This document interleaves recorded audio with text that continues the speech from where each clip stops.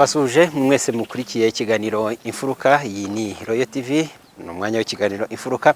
Uyu munsi rero tugiye kuganira ku muryango w'abantu babiri babanye bose badafite ikibazo cy'ubumuga bw'uruhu, ariko kugeza ubu ngubu babyaye abana bafite ikibazo cy'ubumuga bw'uruhu.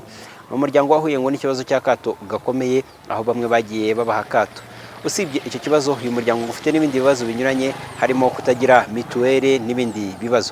Niba tugiye kuganira rero ngo mwumve ibibazo bahuye nabyo ndetse n'icyo barimo bifuza cyangwa ubufasha basaba. Ikiganiro ni mukanya.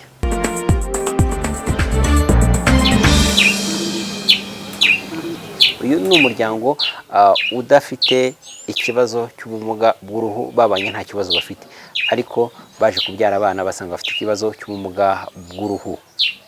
Bavuga ko bahuye n'ihohoterwa rinyuranye.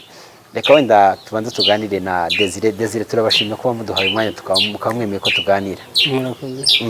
None wenda mbere ko tuganira ku ihohoterwa cyangwa akato mwagiye mugirirwa, mwebwe mukibona ko mu byabo bana mwabyakiriyemo? Urabyumva nawe urugero ubona bitandukanye nawe ubyaye bwa mbere, kereka wenda rero bwa mbere nk'iyo babyaye ku nshuro yindi rero urumva birabanza bikakujena ukuntu, ariko nyuma ukageraho ukabyakira, nta kundi bwabigenza. Abo ni bo ba mbere ufite? Aba ni aba gatatu, dore iyi niyo mfura yacu. Iyo ni imfura yanyu. None se ntabwo byaje kubatereza ikibazo hagati yanyu? Hagati yacu nta kibazo cyabaye, twarabyakiriye. Tubwire noneho ihohoterwa akato mwagiriwe kameze gate? Akato twagiriwe, ndetse urabona abana bafite bageze amezi 6, nta muntu wari wadusura ko nta kamye. Aka kabiri nakuvuga ngo iyo ugeze ku bantu umuhetse yaze wenda twikuriye mu mutwe, usanga barikanga abenshi bakabaza nyawe nimba ari umuntu bahetse, bakareba ibyo nyine bigatuma umuntu gusa iyo wabyakiriye urabyakira kwaba, ariko urumva nta ushobora gutekereza ukundi kuntu. Anaha muri karitsiye bibaho? Hano muri karitsiye ntabwo urababona. Ntabwo urababona kubera iki mutabasohora? Nyine bitewe n'iyo mpamvu. Ko babaseka? Ariko namwe mugira uruhare rwo kutabasohora ngo babone banabyakira. Nyine uruhare rwo kutabasohora urumva nitwe turugira ko bose bakwisohora nyine. Kuki mutabasohora nyine abantu babone babyakire? Si abana nk'abandi se, sibyo wenda ubwo? Twebwe turabyemera. Noneho reka wenda tujye kuri madamu. Madamu, wowe ukimara kubona ko wabyaye umwana wabyakiriye? Ngiye byarangoye nkiri no kwiseta, nyine dogitera bakanyumvisa buryo nyine ari abana nk'abandi, ariko byarangoye ngiye ntabwo nahise mbyakira. Na nyuma yaho cyane nkajya nirwa ndira, ngiye ntabwo numvaga nyine ari ibintu binguyeho ntazi ko, ntabwo nari nzi ko bashobora kuba bavuka ku bantu b'Abanyarwanda. Ubu se ubu bimeze bite? Nabwo ntabwo ndabona usa nk'utarabyakira. N'ubundi ubwo ni gake kuko ntabwo n'ubu kubera abantu babona bakikanga nyine, ugasanga barashigutse, ugasanga bavuze ibindi bintu. Hari n'ahantu najyaga nyura hariya hirya bakavuga ngo se ngo ni umwana bahetse. Twakundaga kuhaca ku mugoroba bakavuga ngo cyangwa ni igipupe, nkumva ndababaye. Ubundi uva birangoye, n'ubu ntabwo ndabyakira nyine, usibye ko ari ikintu kiba kiri ku muntu, nta kundi nabigenza. Ubona urabona atari beza?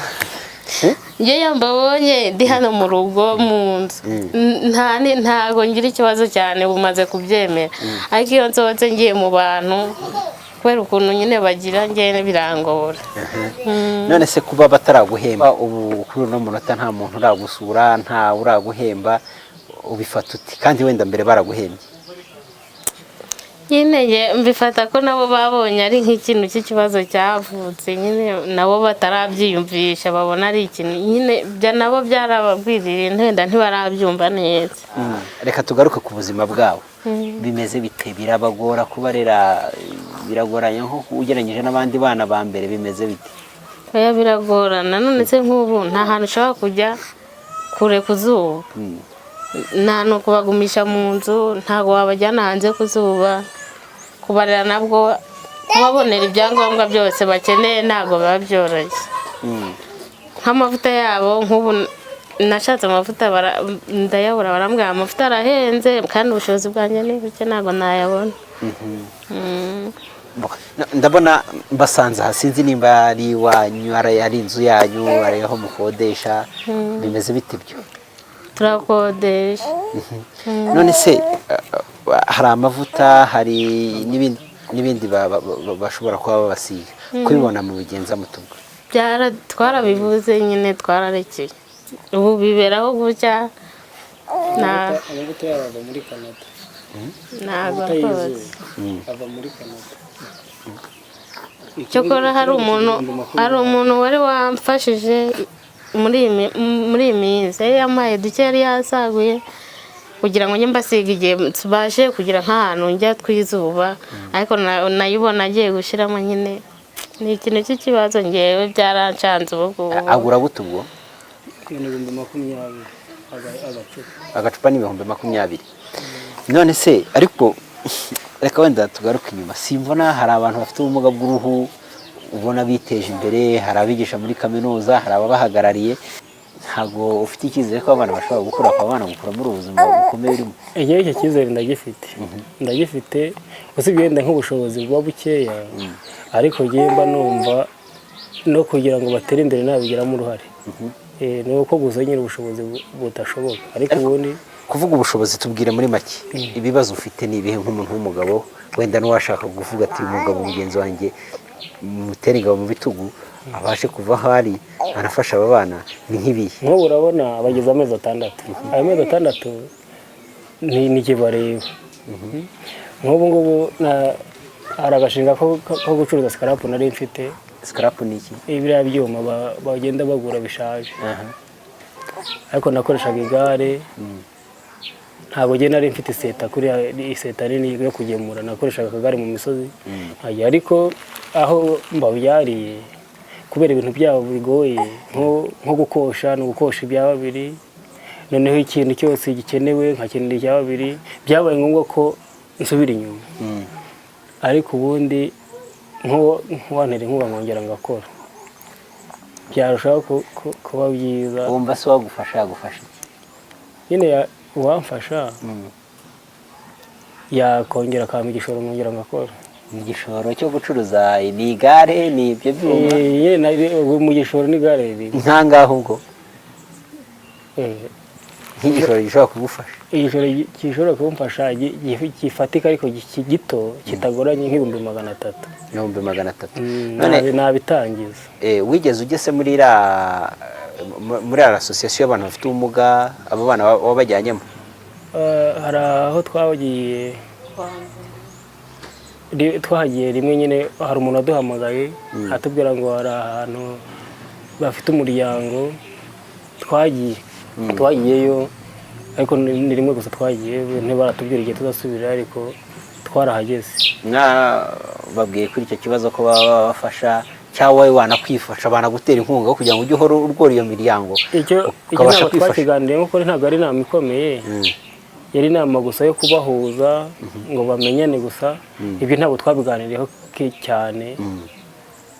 Kereka wenda nidusubire niho bazaduha ubwisanzure tukababwira ikibazo dufite, ariko ubundi ntabwo tugenda tubiganiraho.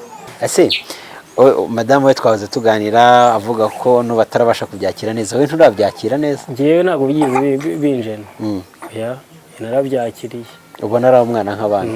Narabyakiriye rwose. None iyo abandi barimo bavuga ati dore kwa runaka bagize ibyago babyaye abana bafite ubumuga bw'uruhu, nyine icyo gihe mu mutwe urumva ukuntu nyine nawe uri nk'umuntu watekereza, ariko ngerageza kubumvisha ko ari ibisanzwe. Ngerageza kubumvisha ko ari ibisanzwe, kuko ugeze ubwa mbere nari mbonye aho bavuka n'iwacu hari aho bari baramubyaye, ariko ntabwo ari mu muryango wacu. Wenda tukiri aho, mu miryango yanyu nta wigeze avuka ameze atyo? Abavutse ari bazima, bose ni bazima, nitwe tubabyaye. Gusa mu murenge wacu hari ahandi yari yavutse, nari mbizi ko bibaho ko umuntu usanzwe amubyara, nari nsanzwe ubizi, ariko ntazi ko ari rusange.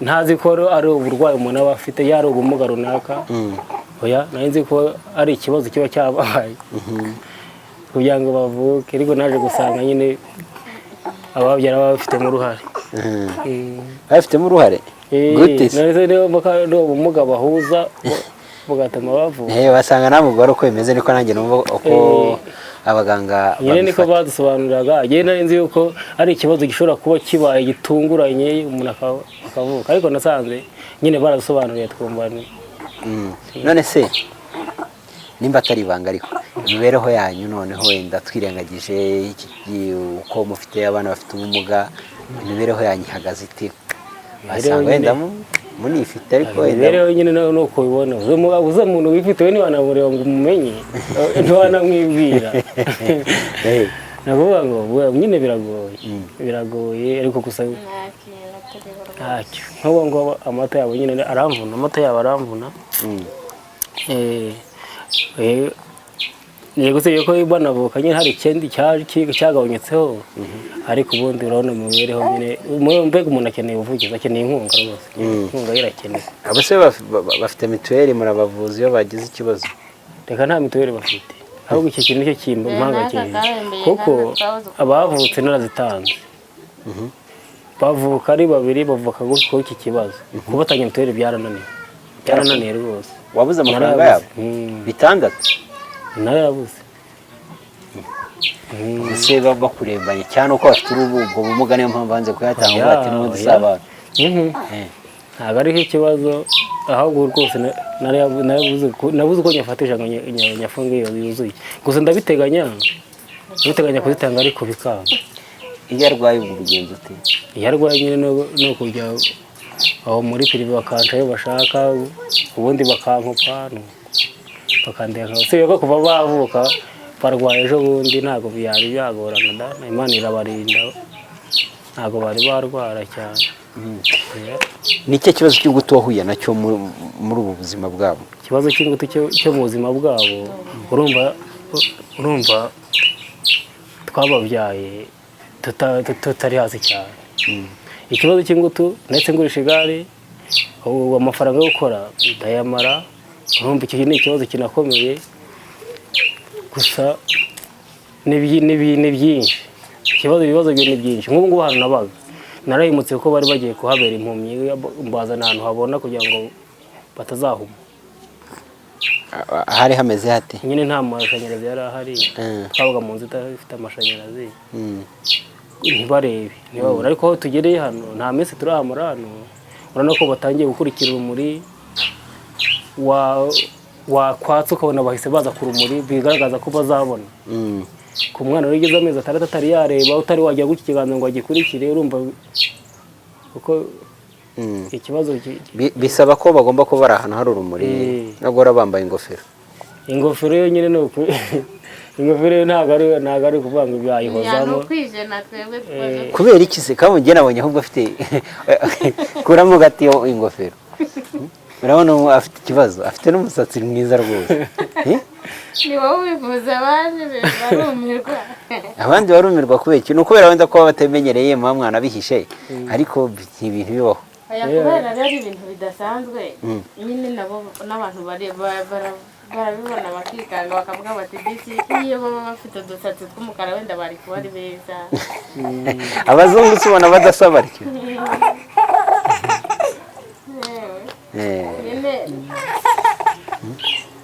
ni ukwijena no kumva nyine narabyaye abana badasanzwe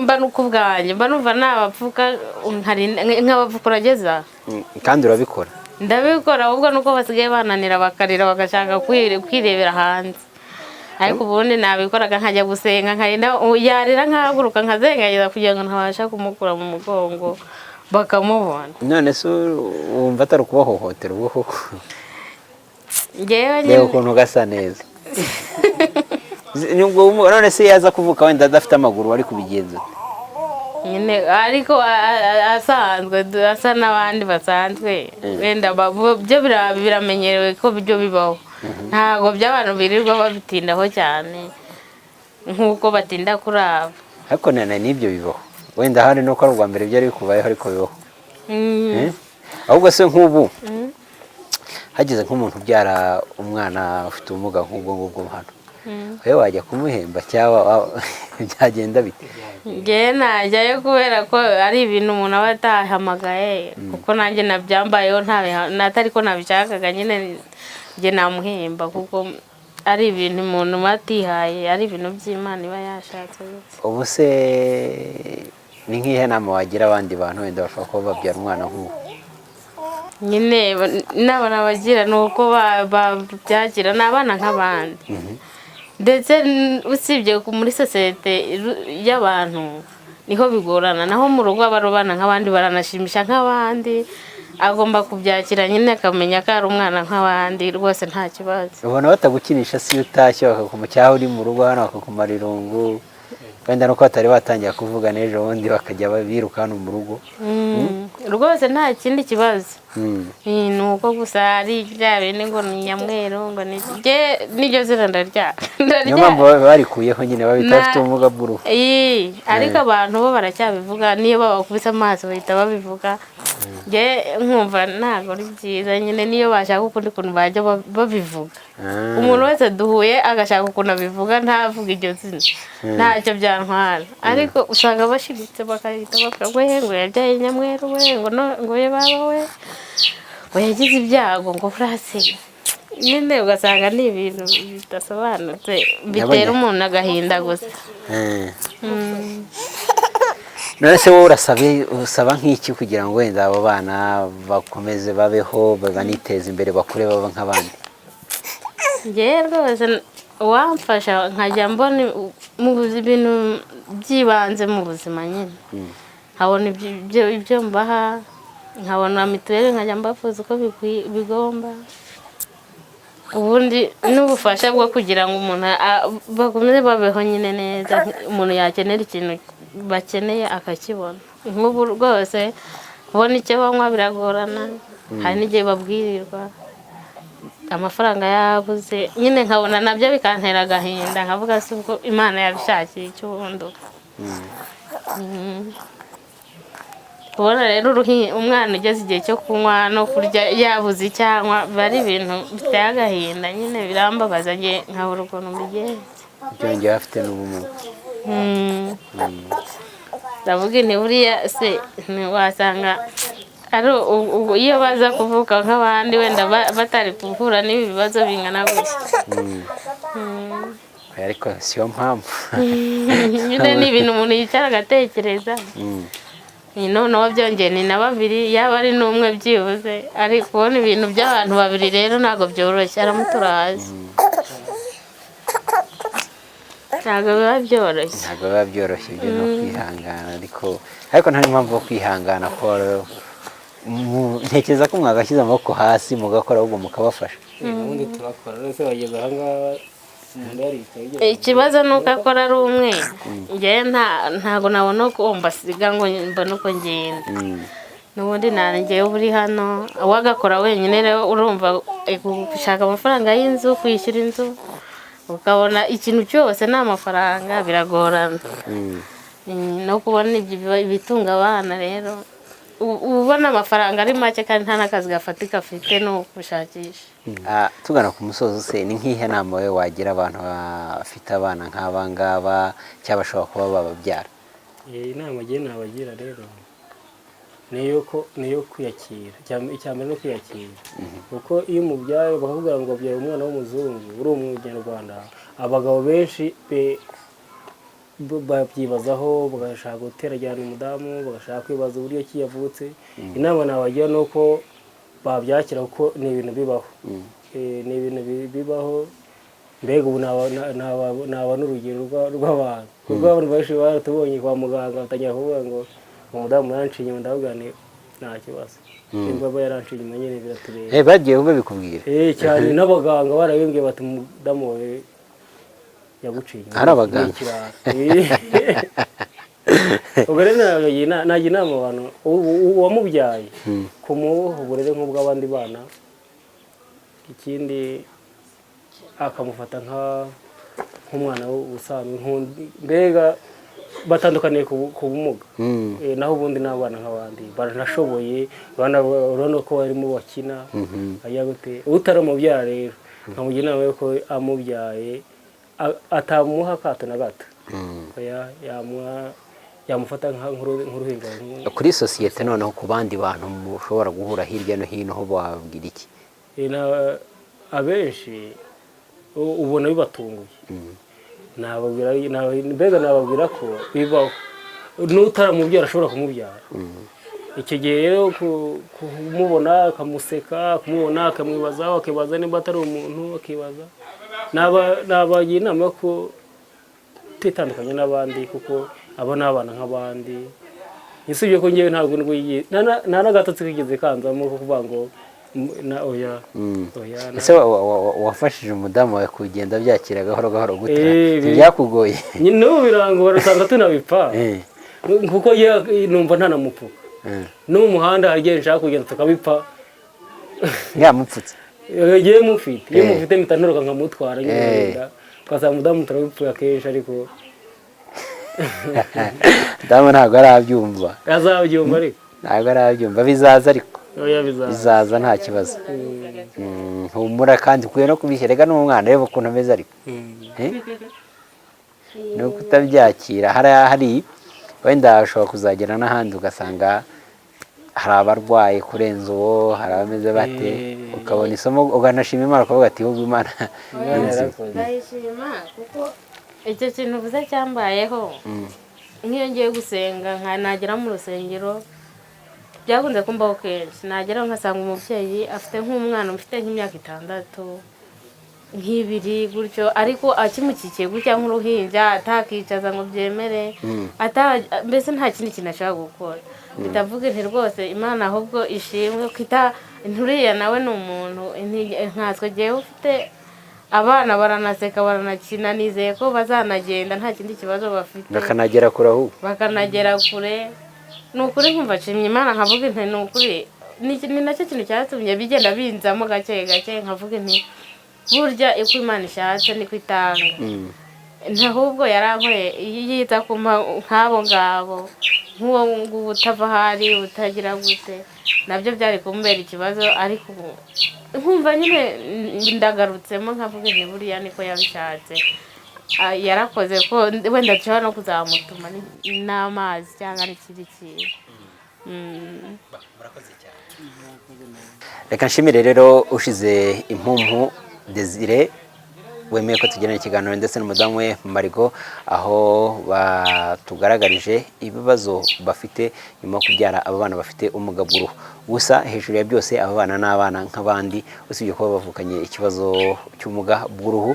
Mwumvise ibibazo bahura nabyo ko sosiyete rimwe na rimwe kibaha akato, babita ko ari za nyamweru. Ibintu mwumvise bibabaza umudamu we, ikibazo cyo kubura amavuta yo gusiga aba bana no kuba badafite mituweli ni ikibazo kibakomereye. Mwumvise aho umugabo yagurishije igare rye kugira ngo abashe kubitaho, ariko akaba asaba uwari wese wamuha ubufasha ko yamuha nk'igishoro cy'3000000 akaba yabasha kwita kuri aba bana wenda atagize undi agora. Kabone niyo yabimusubiza. Reka rero tubarangaha dusoreza ikiganiro cyacu. Mbashimire mwese mwabanye na Royal TV, Bonaventure Cyubahiro, ikiganiro cyo cyane Imfuruka. Mukomeze kunogerwa n'ibiganiro byayo.